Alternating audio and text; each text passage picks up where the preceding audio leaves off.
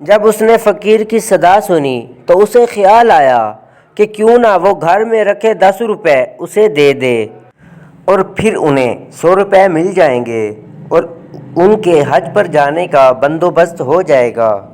وہ سیدھی سادی عورت تھی۔ اس نے فقیر کی بات پر بھروسہ کر لیا۔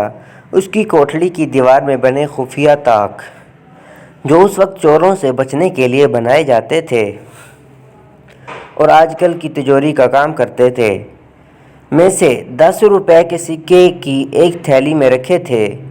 اس نے طاق میں سے وہ تھیلی نکالی اور دروازے پر آ کر فقیر سے کہنے لگی، سائیں سچ سچ بتاؤ، اگر میں تمہیں 10 روپے دوں تو کیا مجھے 100 روپے مل جائیں گے؟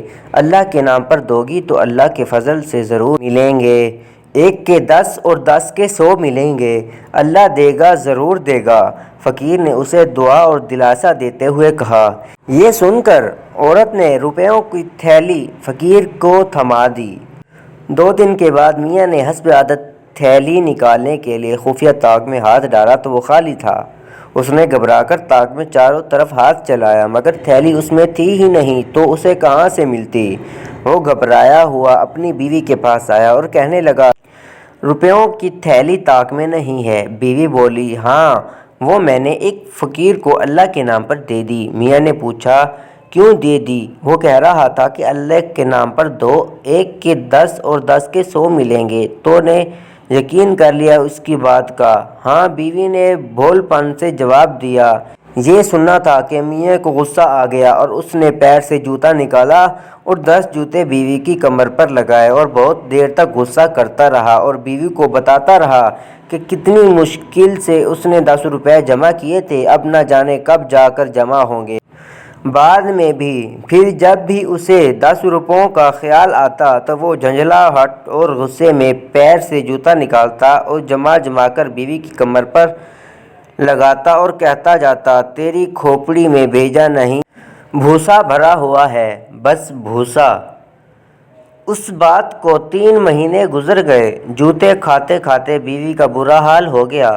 پھر ہوا یوں کہ ایک چور کہیں سے 1000 روپے کی چاندی کے سکوں کی تھیلی چرا کر بھاگا۔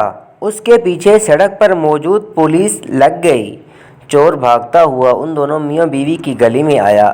پولیس قریب آ چکی تھی۔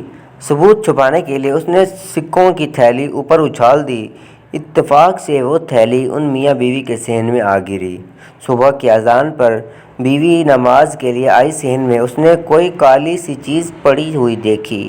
اٹھا کر دیکھا تو وہ ایک تھیلی تھی۔ کھولا تو اس میں بہت سارے چاندی کے سکے تھے۔ اس نے آسمان کی طرف دیکھا اور دل میں سوچا کہ فقیر سائیں کی بات سچی ہو گئی اور اسے 10 کے 100 مل گئے۔ پھر وہ اپنی کوٹھڑی میں آئی اور اپنے میاں کی پیٹھ پر جو منہ کہ سائیں کی بات سچی ہو گئی اور اسے 10 کے 100 مل گئے۔